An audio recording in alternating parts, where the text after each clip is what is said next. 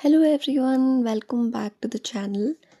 In this video, we will understand the meaning of classicism, its main principles, important writers, and its significance in English literary history. So, let's begin the lecture. Classicism refers to a literary approach that follows the principles and ideals of ancient Greek and Roman literature. It emphasizes order, balance, harmony, reason, and discipline in literary writing. The word classical refers to the literature of ancient Greece and Rome. Writers such as Homer, Virgil, and Horace were considered perfect models of literary excellence.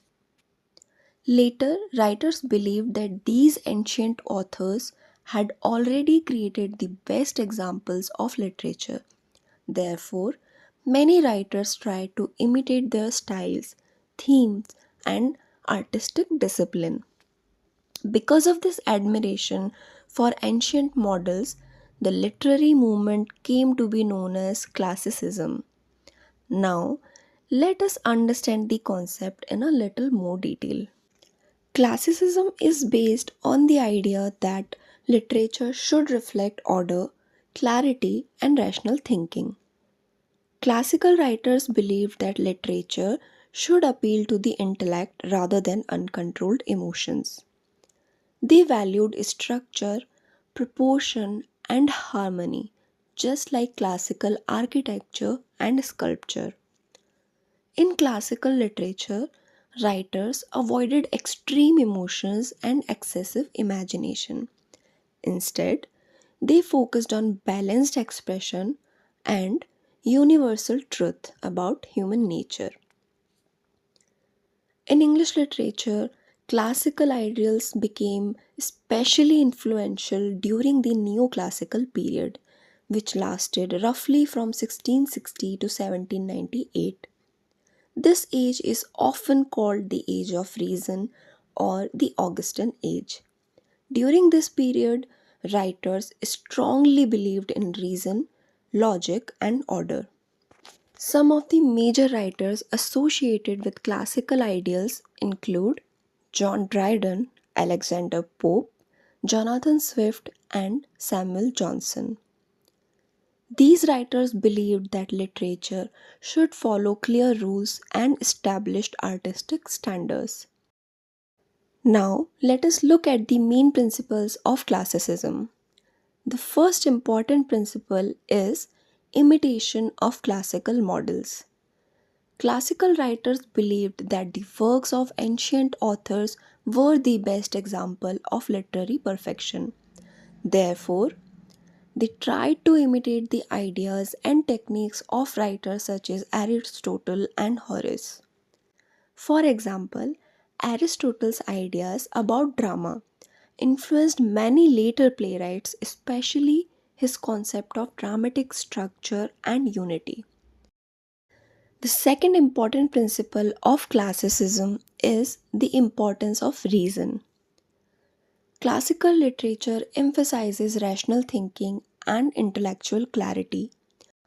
Writers believed that literature should guide people towards moral understanding and social order.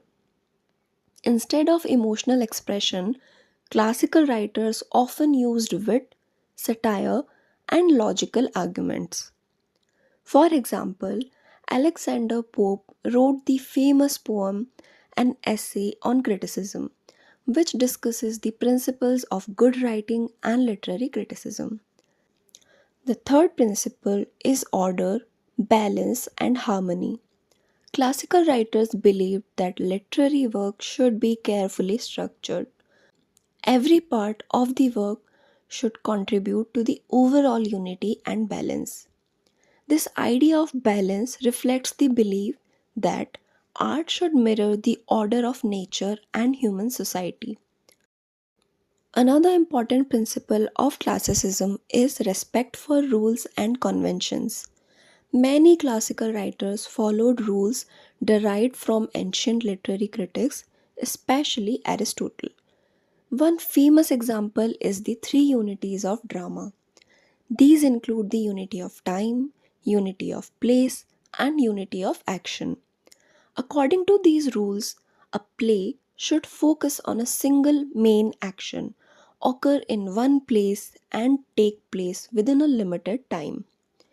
These rules help create clarity and realism in dramatic structure. Another feature of classical literature is the focus on general human nature.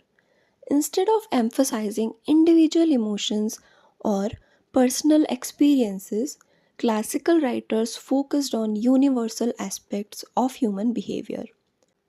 Their characters often represent social types or general human qualities. Now, let us briefly look at some important writers associated with classicism. First, we have John Dryden.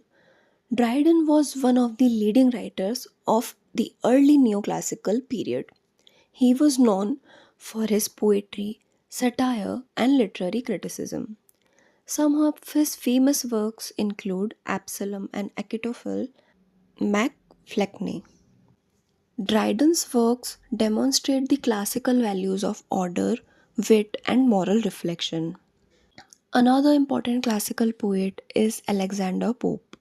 Pope is famous for perfecting the heroic couplet, which consists of two rhyming lines written in iambic pentameter.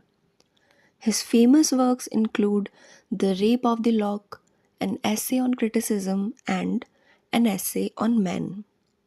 His poetry is known for its clarity, wit, and elegant structure. Finally, we have Samuel Johnson, an important literary critic and scholar. His work, A Dictionary of the English Language, was one of the earliest major dictionaries in English. Johnson strongly supported classical discipline and moral seriousness in literature. However, by the late 18th century, many writers began to react against the strict rules of classicism. They felt that literature should allow more freedom for emotion, imagination, and personal expression. This reaction eventually led to the rise of Romanticism, represented by poets like William Wordsworth and Samuel Taylor Coleridge. Romantic writers emphasized emotion, nature, creativity, and individual experiences, which was very different from the rational discipline of classicism.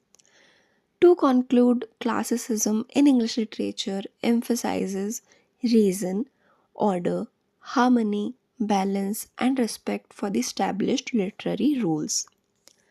It was strongly influenced by the literature of ancient Greece and Rome and played a major role in shaping the literature of Neoclassical Age. Writers such as John Dryden, Alexander Pope, and Samuel Johnson helped establish classical ideals in English literature. Understanding classicism is important because it helps us see how literature evolved from discipline and reason towards imagination and emotion in later periods. So, this was a brief discussion on classicism in English literature. If you found the video helpful, please like the video and subscribe to the channel for more lectures on English literature. Thank you for watching.